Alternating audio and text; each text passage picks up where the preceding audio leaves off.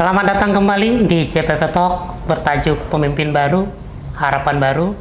Tadi kita sudah melihat tayangan sosok Bapak Andra Soni, calon gubernur Provinsi Banten 2024. Dan untuk mengenal lebih jauh, kita akan berbincang dengan beliau bagaimana perjalanan politik beliau dan bagaimana perjuangan beliau untuk membawa perubahan di Provinsi Banten. Bang Andra, selamat datang di CPP Talk. Ini kalau lihat sosok Bang Andra ini, saya ingat orang-orang di terminal, Bang. Jadi lahir dari lapangan, dari bawah, kemudian sekarang menjadi salah satu tokoh politik penting di Provinsi Banten. Tapi saya mau tahu dulu, Bang Andra ini kan kalau lihat perjalanan hidupnya, ini kayaknya agak berliku-liku, Bang. Agak banyak tangisnya kayaknya daripada tertawanya. Jadi dari Payakumbuh, benar ya, Bang? Dari Payakumbuh, kecil di Payakumbuh, kemudian pernah merantau ke Riau, Malaysia, ya. Pernah juga ke Malaysia, sampai kemudian diantarkan oleh ibu ke Jakarta, tinggal sama kakak. Nah, mungkin bisa diceritakan bahwa perjalanan hidup Bang Andra itu seperti apa sih, lika-likunya sampai dengan titik ini sekarang? Saya anak desa, orang tua saya petani yang tidak punya pendidikan, dan kemudian kami tidak bisa hidup di desa karena anak banyak. Kemudian keadaan ekonomi juga di desa waktu itu tidak bagus, dan memilih untuk merantau, salah satunya ujungnya merantau ke Malaysia. TKI berarti ya, Bang? Ya, dengan resiko ya. Artinya orang tua saya mengambil resiko untuk ikut di dalam satu rombongan ke Malaysia, ke perkebunan kelapa sawit melalui jalur ilegal lah. Ya, pendek cerita ya, kami sampai di sana, orang tua saya kerja di perkebunan kelapa sawit, dan kemudian beberapa bulan kemudian ibu saya dan kakak serta adik saya ikut juga. Jadi saya sempat mengenyam pendidikan SD di Malaysia ya. Nah, selama di sana tentu yang namanya pendatang, kalau mereka menyebutnya pendatang haram. Jadi ilegal ya bahasa mereka pendatang haram waktu itu ya. Waktu itu. Nah, sebagai orang ilegal, kami memang diperbolehkan sekolah, dan bukan hanya saya kebetulan yang dari Indonesia. Anak-anak yang lain juga. Banyak juga, ada yang dari Lombok, ada yang dari NTT, dari Flores, kemudian juga ada yang dari Jawa, ada yang dari Madura. Jadi memang banyak orang Indonesia di sana. Jadi kalau orang tua saya kerja, ya saya sekolah. Ya kemudian pulang sekolah ya saya bermain seperti biasa. Nah, dalam permainan itu ya saya bermain dengan teman-teman orang asli sana, Melayu dan sebagainya. Nah, memang ada proses membuli juga, kan, namanya kita bukan orang sana ya pasti dibully. Ya. Tapi ya dalam proses bully itulah memang terbentuklah karakter saya yang terbiasa melawan keadaan gitu. Jadi kalau dibully ya saya melawan supaya besok mereka nggak bully saya. Jadi memang dari kecil sudah keras ya, dipaksa untuk keras oleh keadaan. Dipaksa oleh keadaan. Kan badan saya ini kecil, ya badan saya kecil, dan kemudian ya kalau saya harus kalah dengan bully, ya kalau saya kalah dengan hinaan, selesai hidup saya.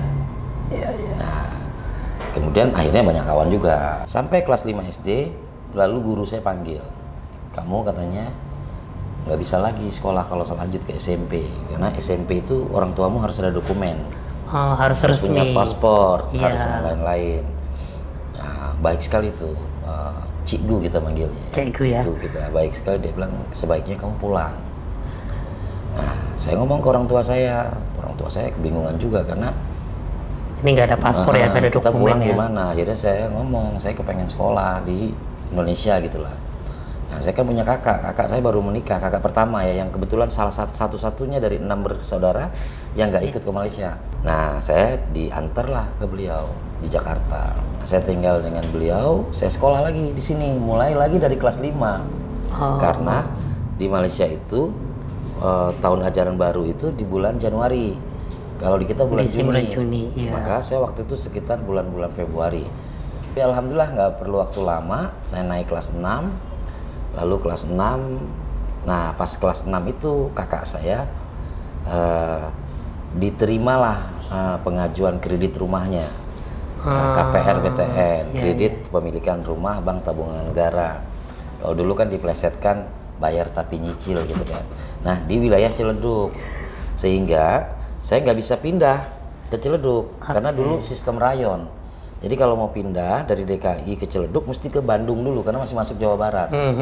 Akhirnya dengan berat hati saya sekolahnya berangkat dari Ciledug ke Jakarta. SD Jakartanya di mana, Bang? di daerah Haji Nawi. Haji Nawi Haji itu Nawi radio itu dalam. blok M, radio dalam? Iya, blok A lah, lebih dekat ke blok A. Jauh banget ya. 4 kali naik bus, 4 kali. Jadi waktu itu saya dikasih uangnya itu hanya cukup untuk Berangkat dan pulang. Ada lebih 100 rupiah, ada lebih 100 rupiah. Nah tapi sebenarnya itu proses-proses yang membuat saya lebih adaptif dengan keadaan. Jadi bagaimana mensiasati tanpa harus melakukan perbuatan yang tidak baik. Yap. Jadi kadang-kadang saya akhirnya banyak abang-abangan, kenek, ya, abang-abangan pokoknya, kenek, ya kan, terus. Kayaknya benar cerita terminal ini. Iya. Kadang-kadang kita di Blok M, di CSW itu. Nah, kadang harus naik bak terbuka. Kan saya di Ciledug Raya ya, Ciledug Raya. Itu selama setahun berarti ya? Sampai kelas 2 SMP.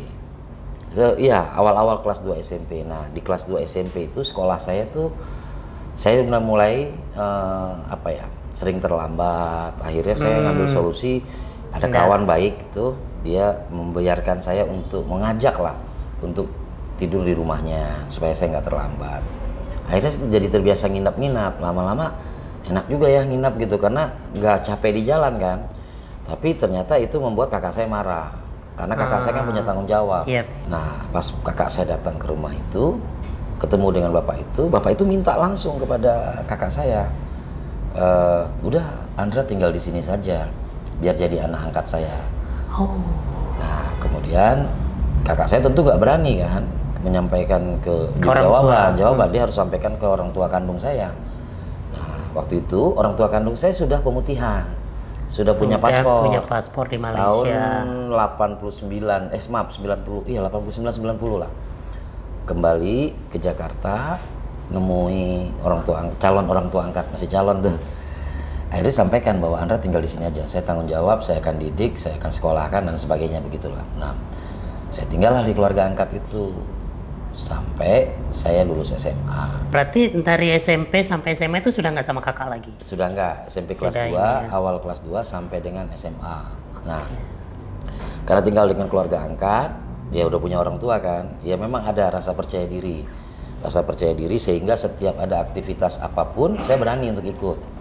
Contoh aktivitas olahraga saya berani ikut karena ada backup kan. Akhirnya ya saya aktif di olahraga, saya pernah jadi atlet hoki, saya pernah jadi lomba renang, walaupun badannya kecil saya lumayan lomba renangnya karena dulu pernah berenang di kali kan. Terus saya juga pernah sempat latihan polo air di Jakarta. Dan ya memang hobi olahraga memang ya kan, saya suka main bola juga. Nah dalam pergaulan itu ya saya memang banyak dapat kawan lah. Siap. Nah kemudian berubahnya perjalanan saya itu dimulai waktu mau masuk SMA kelas 3. Mau masuk SMA kelas 3 orang tua angkat saya meninggal. Baru mau masuk itu persis pas final Piala Dunia 94 Brazil lawan Italia. Adu penalti. Ingat banget loh beliau. Tahun 94 ya, bulan April kalau saya tidak salah itu. Nah, waktu itu orang tua saya meninggal, saya lanjut SMA. Nah, lulus SMA, bapak angkat saya ini pendiri salah satu organisasi Angkatan Muda Siliwangi namanya di Bandung. Ya.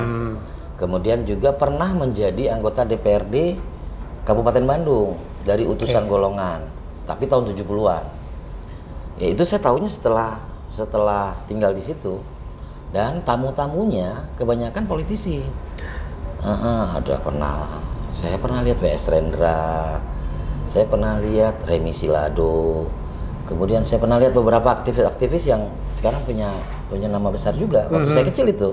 Jadi memang waktu SMA itu sudah SMP SMA itu sudah bergaul dengan para aktivis dan politis ya, secara tidak sengaja. Secara tidak sengaja. Nah baru mulai lebih agak tahu tentang politik itu kelas 2 SMA saat saya dipindahkan ke Jogja. Jadi makin intens. Makin banyak tuh melihat, mendengar, membaca. Terus ada demo-demo tentang SDSB, sumbangan dana sosial berhadiah, dan lain-lain lah. Tapi saya nggak ikut, saya cuma ya ada dalam situasi itu. Itu sih pengenalan tentang politik di awalnya. Nah ini ceritanya kita tahan dulu nih Bang. Oke, ini ceritanya semakin menarik sebenarnya, tapi nanti kita lanjutkan di segmen berikutnya.